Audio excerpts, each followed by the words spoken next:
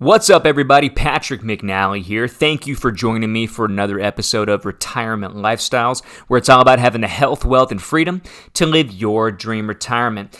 And today on the show, I've got a news article talking about the Inflation Reduction Act, and specifically talking about what it hopes to do for people who are on Medicare. So if you are on Medicare right now, you're 65 or older, you're definitely going to want to listen to this segment and hear about what the Inflation Reduction Act helps to do on top of the supporting of workers and families. In our health segment today, I'm going to have a quick little update on this Whoop band. If you've listened to a few of the other shows before, you've heard me talk about the Whoop band and what I've had it on now for not quite a month, and want to just kind of give a little bit of update about it. But also, I'll be talking about sleep, and they kind of go hand in hand with this Whoop band update, but talking about sleep and specifically what kind of pillow are you sleeping on. So I've got something that I'm going to be trying. I just ordered it this weekend, and I'll be giving you some updates on that as well. In my wealth segment, I'll be talking about an article that came out from the Wall Street Journal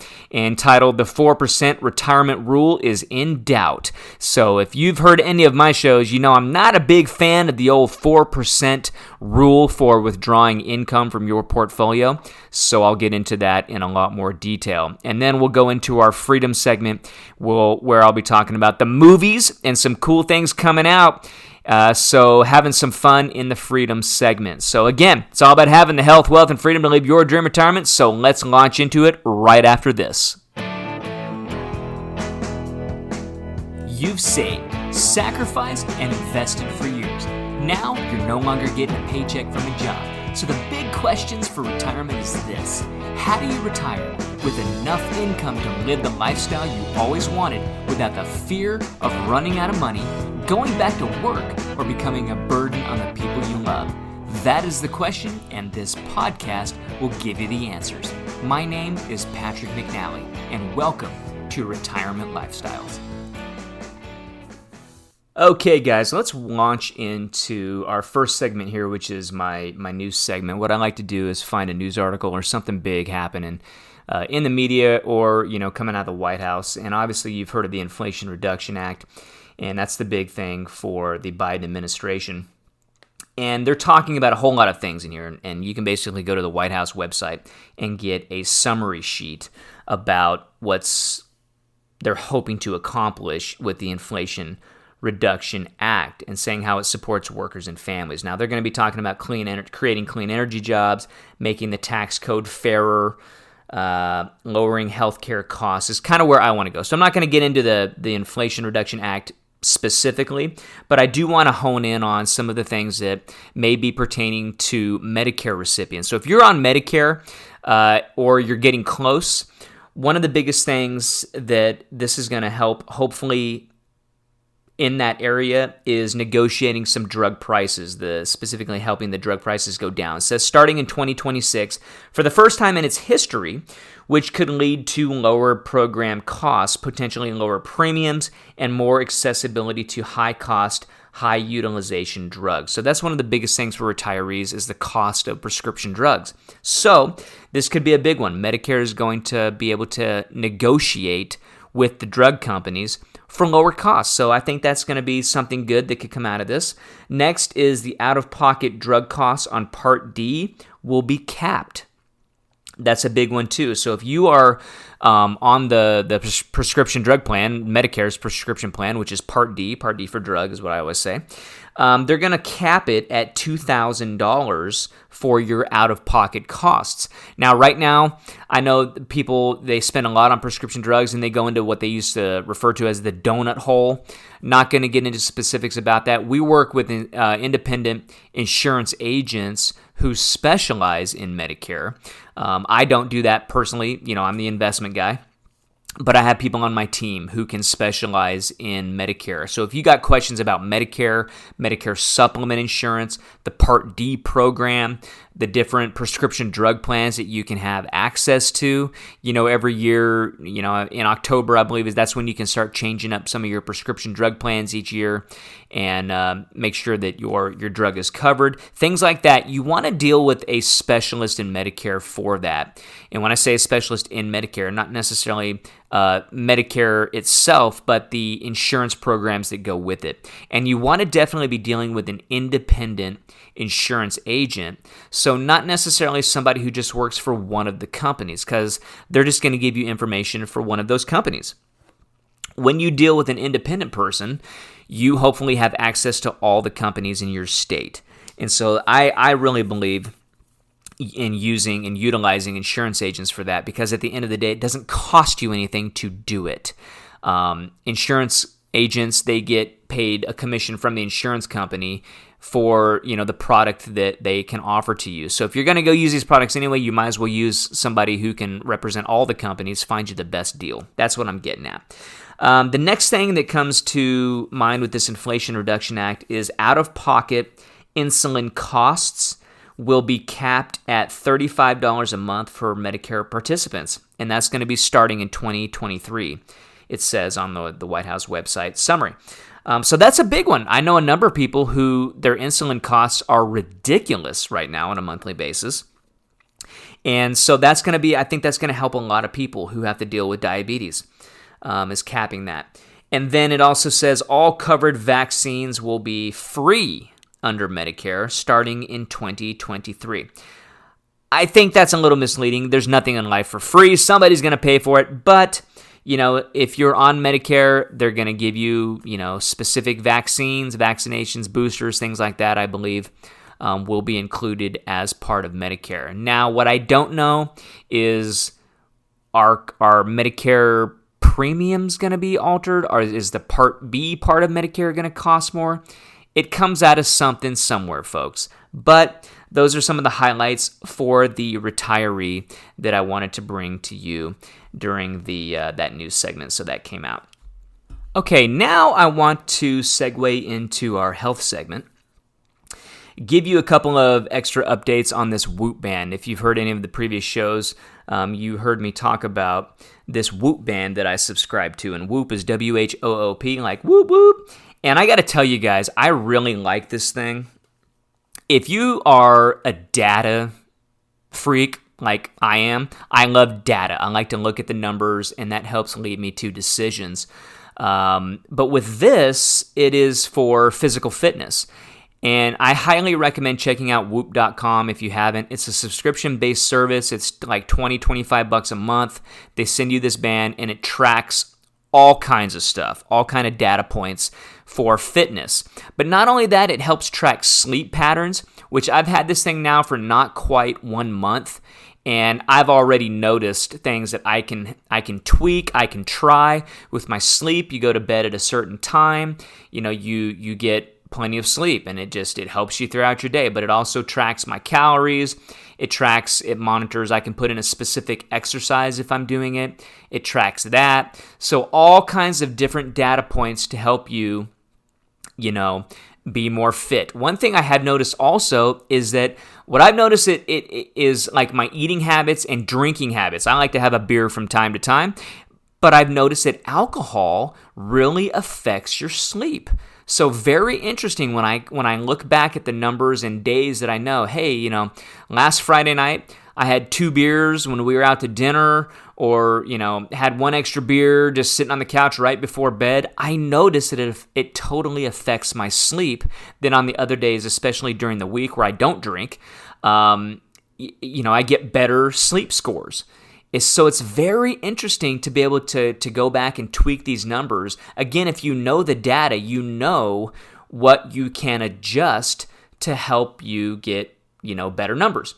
So again, kind of with sleep, that's going to kind of segue into something that I just purchased the other day called the Pillow Cube.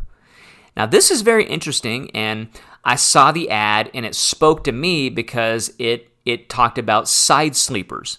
Basically, attention, if you're a side sleeper, I went, well, I'm a side sleeper. I literally sleep on my side, one side or the other, probably 95% of the time. If I was to guess, on when I sleep, I am on one side or the other for most of the night. The other 5%, I'm basically on my back. I never sleep on my stomach.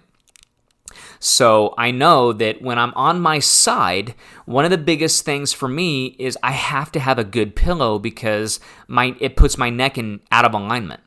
if I have a crummy pillow, which I go through pillows all the time, and it usually always ends up the same. I've got a crummy pillow where my neck is down, kind of crinked up. So that's why I roll over again, then go back to the other way, and then I roll over again, go back to the other way. And that's, again, it goes back to those numbers. You want to try to get the best possible sleep you can, which is like REM sleep. I don't know all the science behind REM or all that, but I know that's the deepest sleep, where you get the most rest. Well, I want to try to increase that number. And I think one of the ways that I can increase that is with a better pillow, if I can get better sleep. So I'm going to try this. It's called the Pillow Cube, pillowcube.com. I don't get any sponsorship for it, but I'm just giving them, its own little plug here. But I will bring this back kind of like with this Whoop monitor and let you know how it's working. But they're having a Labor Day sale. So at the time of this recording, it's Labor Day weekend, and I'm going to tell you, go check out maybe Pillow Cube. If you're a side sleeper, might be something to check out. It's not a cheap pillow, I will say that. It's over $100 for this thing. But you know what? At the end of the day, for health, if it's going to help me, I'll drop $100 on a pillow. So I'm going to come back to you. I will report back how this thing does. But I'm hoping it's going to be cool, and I'll be able to monitor it. So there you go. So I'll have this new pillow, and I'll be able to give you the data on my night's rest. And I think that all these things are going to start kind of coming into play. And it's kind of fun to do this and experiment with some of these things for health. So that's my health segment. Next, we'll be transitioning right into wealth. But before I do, I want to mention this. If you want to have a phone call with me, you can visit talktopatrick.com. That's my online calendar. So any of the things that I talk about through these different segments, and I'll say it all the time, I love it. It's all about the health, wealth, and freedom to live your dream retirement. I believe that if you can keep your health, you're going to keep more of that wealth, and that's going to allow you to have the freedom to do the things in retirement that you want to do, which is what it's all about, guys. Having the freedom to do those things now that you've gotten to retirement. So if you want to talk about any of those segments, or specifically my area of expertise, which is the wealth segment, and talk about investments and making sure you've got an income plan, I want you to visit talktopatrick.com. You'll find my online calendar. Schedule a free 30-minute strategy call with me, and I'm happy to answer any questions or help lead you into a direction of planning to get you back on track. So talktopatrick.com. Now let's talk about wealth, and I'm going to talk about the 4% rule. So a Wall Street Journal article came out. It's not a brand new article. I think it's been out for about 6 months. And Ann Tergeson from Wall Street Journal wrote this, and the title is "The 4% Retirement Rule is in Doubt. Will Your Nest Egg Last? A well-established strategy for funding our golden years is no longer foolproof." Now, I've talked a lot about the 4% rule in the past. I am not a fan of the 4% rule. I'm just going to come right out and say that. I am not a fan. And this article says retirees need to get creative. A long-standing rule of retirement spending is getting a pay cut. But there are ways to ensure the income you receive in your golden years doesn't take a big hit if you're willing to be flexible. Conventional wisdom recommends spending no more than 4% of savings in the first year of retirement and adjusting that amount annually to keep pace with inflation. But the math behind that rule is changing as market forecasters predict lower returns ahead, potentially shifting the way that millions save and spend for their later years. Basically, what this is saying is the old 4% rule, which came out in the 90s, that was the new planning. It worked until it doesn't. And I think that this all goes back to the fact that the rules of math change. The rules of money is how I should say that, change. And back when this came out in the 90s, guys, we had bond rates that were like 7, 8, 9, and 10%. Bonds were paying you 7, 8, 9, or 10% back then. And so, yeah, it was really easy to say, when you get to retirement, set up your portfolio in like a 50-50 mix, 50% in stocks, 50% in bonds. That's how this rule emerged. The 4% rule emerged as this wealth management industry standard. But in the subsequent decades now, millions of Americans, they came to rely on that figure to guide their retirement spending. And the 4% strategy would have enabled investors holding that 50% in stock, 50% in bonds, to make their money last over that vast majority of a 30-year retirement. And they looked at that, they backed out the numbers from 1926 to 2020. Now they're saying that this is changing. They're saying people now, if you want a high degree of certainty to make your money last, you should spend no more than 3.3%, not 4%. 3.3%. It's so interesting. Not 3.2, not 3.4, 3.3. And again, this goes back to this article saying the market forecasters, which in and of itself, it really drives me nuts, you guys, when we start talking about forecasters. To me, that's basically, you get this mental picture of a guy in a suit, with his hands around a crystal ball. Forecasting, predicting that lower returns will be ahead. Well, I can predict that lower returns are going to be ahead. Guess what? I can also predict that higher returns will be ahead. So whenever somebody asks, hey, do you think the market's going to go up or down in the future? Yes. It always does that. It does that every single day. So just don't put a whole lot of weight in market predictions. Guys, at the end of the day, it's about time in the market, not timing the market. But this article kind of continues to go on about the 4% rule. And one thing that drove me a little bit nuts about this article is that the advice that it gives is not maybe look at a different planning method besides the 4% rule, but they said for retirees, maybe you should work longer. Maybe you should wait to turn on your Social Security benefits. Maybe you need to cut down on your cut down on your spending.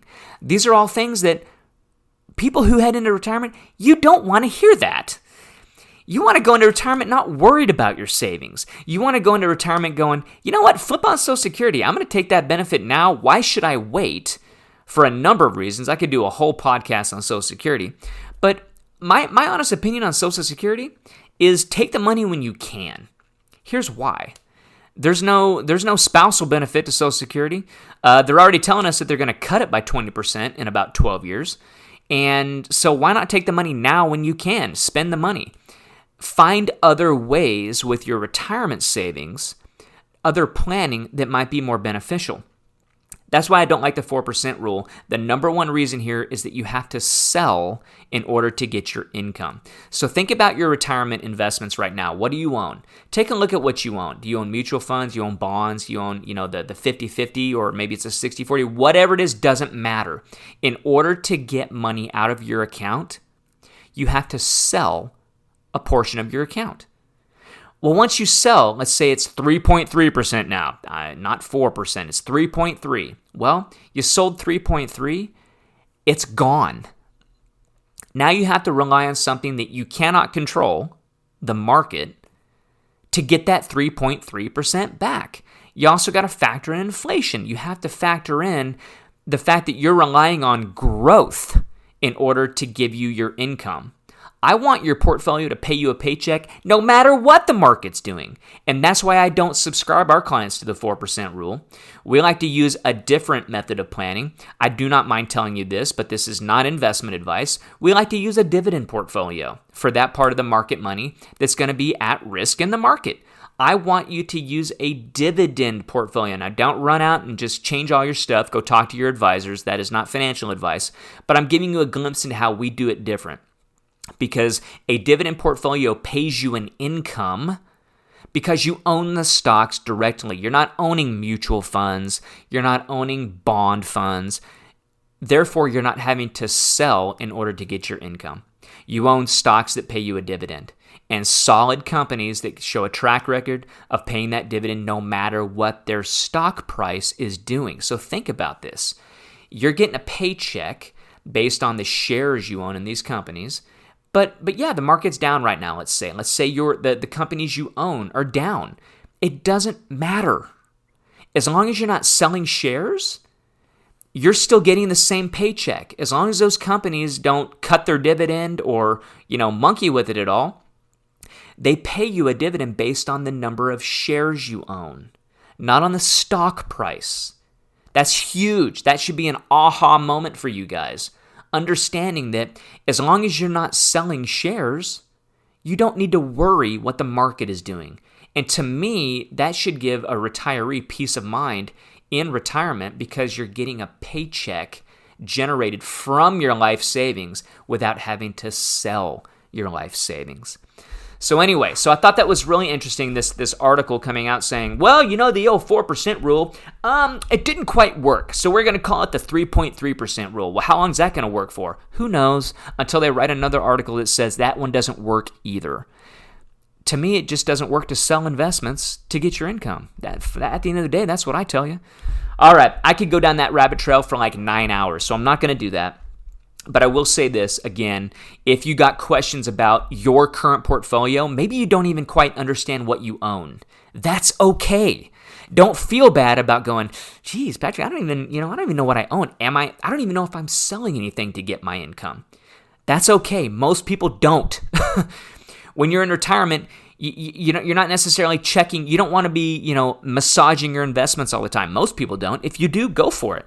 Most people want to enjoy retirement. That's why they hire advisors. But you still need to know what you own and why and how you're getting income out. So if you don't understand that, schedule a 30-minute phone call with me.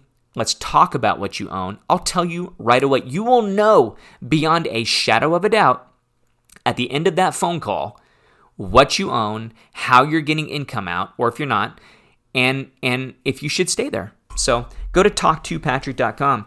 And would love to talk to you about that. Okay, next, let's talk about freedom. One of the things I like to do with freedom is go to the movies. Yes, I do. I love me a good movie from time to time. And one of the things that popped up recently was this subscription service called MoviePass. Now, if you've never heard of MoviePass, okay, that's one thing. But if you have, yes, it's that one from about 5 or 6 years ago. Quick story, rewind 5 or 6 years. MoviePass comes on the scene, and they say, hey, for $10 a month, we're going to let you see one movie every 24 hours. You can go as much as you want, once every 24 hours. Yes, for $10 a month. So when this thing came out, I was like, okay, is this a joke? How long can this last? So I did it. I jumped on it. I got 20 different people on it at the same time. And they literally, MoviePass sent us a credit card, a MoviePass credit card, and that's what we used to buy tickets at the theater. And it worked. And I abused this thing. I kid you not. I punished this card. I saw so many movies. I saw movies like, why, yes, I'll go see that for the 10th time. We were like living in the movie theater. I got one for my dad, and he abused it worse than I did. But it worked, and I thought there's no way that this can be a viable business strategy for the long term. There's no way this company can make money. And sure enough, like 6 or 9 months later or whatnot, they went out. They're like, yeah, we can no longer afford this. So we wrote it as long as we could, and I knew it was too good to be true. So anyway, 2 or 3 times, between the last 5 years and now, we would see things pop up like, hey, MoviePass might be doing something again. And it was so funny to see some of the Facebook comments and things like, it's a trap, don't do it, but secretly down deep, we were hoping like, oh, I wish they could make that work. Well, a couple weeks ago, I get this email from MoviePass that says, we're back, we're going to try this again. You've got a window of opportunity to basically sign up to get on a wait list. Not even sign up for it, but you got to sign up to get on a wait list, which I guess is smart. They want to see how many people are interested in it. And then apparently there's going to be like 3 different levels. There is going to be a $10 a month, but I think there's also a $20 and a $30. Don't quote me on that, but if you check out MoviePass in the FAQ section, like buried in the very last question, it's like, how much is it? And I think it's 10, 20, and 30. Now, I do not know what you get for that. It'll be, I'm chomping at the bit to find out, like, what do you get per level? But this could be kind of fun. So anyway, you got to sign. I think the window to sign up is closed, but if you do know somebody that signed up, they get 10 guest passes, if you will, guest signups. So once this thing goes live, they will be able to refer you to be one of the lucky ones, if you will, to sign up. So anyway, it's going to be kind of fun to see what happens with this, if it works. So if you're a movie buff, I wish I could have got word out to you sooner, but maybe find out if you know somebody who's done MoviePass in the past. Maybe you can be on their VIP list of referrals. So that's my freedom segment, just to have a little bit of fun and get out there and go to the movies. So I'm going to wrap this up, guys. I want to give you some action items. I always want to give you stuff to implement at the end of every show, basically summarizing what we talked about really quickly and give you some things to do right now. Number one, if you are Medicare age or if you're getting close to Medicare, number one thing to do, stay on top of changes to your Medicare benefits. You want to know what's going on, and that refers back to the Inflation Reduction Act. And if that's going to help you with prescription drugs, things like that, stay on top of it. And I highly recommend you find yourself an independent insurance agent to help you with that, because it's their job to have their pulse on Medicare all the time. And again, all the ones that we work with on our team that we refer people, our clients to, there is no charge for that. They get compensated from the insurance companies. They don't charge a fee to answer questions and to help you. So definitely work with an agent. Number two, I want you to try new stuff that can make you feel better. I love staying fit. I love, the different things like that, and this Whoop band. And then I talked about Pillow Cube. Check these things out. Things that can help you. Bed technology. I'm telling you, it exists. And in fact, I'll do a segment here in the next couple of weeks on a mattress. Different things that are coming out that can help you just feel better, and monitoring your health and making sure that, trying different things is beneficial. I want to bring those things to you and give you some ideas. Number three, go to the movies, have some fun. Check out MoviePass or some of the different, bargain movies and things that they offer out there. And that's freedom, is having fun. And then number four, I kind of put it out of order, but going back to my wealth segment, if you got questions about your portfolio, you want to understand the best way to withdraw income from your portfolio, it's about planning, it's about getting your questions answered, and taking a snapshot, maybe an x-ray of where you are right now in your journey, and making sure that it's the best possible way for you to be pulling income from your investments and not worrying about the market. Guys, the market goes up and down. That's what it does, but if you're watching TV, you're going to get bombarded with marketing, people trying to freak you out. If it bleeds, it leads. Fear is a very motivational thing, and at the end of the day, you just need to understand why you're investing the way you're investing and how you're, pulling money from your investments, and that will give you peace of mind. And for most people in retirement, that's what it's about. They want peace of mind. So thank you for listening. It's been fun, and I will talk to you soon. If you got something good out of the show, make sure you rate it, give me a thumbs up, and hit subscribe so you never miss out. Also, share it with your friends. Be sure to find me on Facebook, Instagram, and LinkedIn. One more thing before you go. Remember that the information I talk about on this podcast is believed to be factual and up to date, but do not consider it as personalized investment advice and cannot be interpreted as an offer to buy or sell any securities mentioned.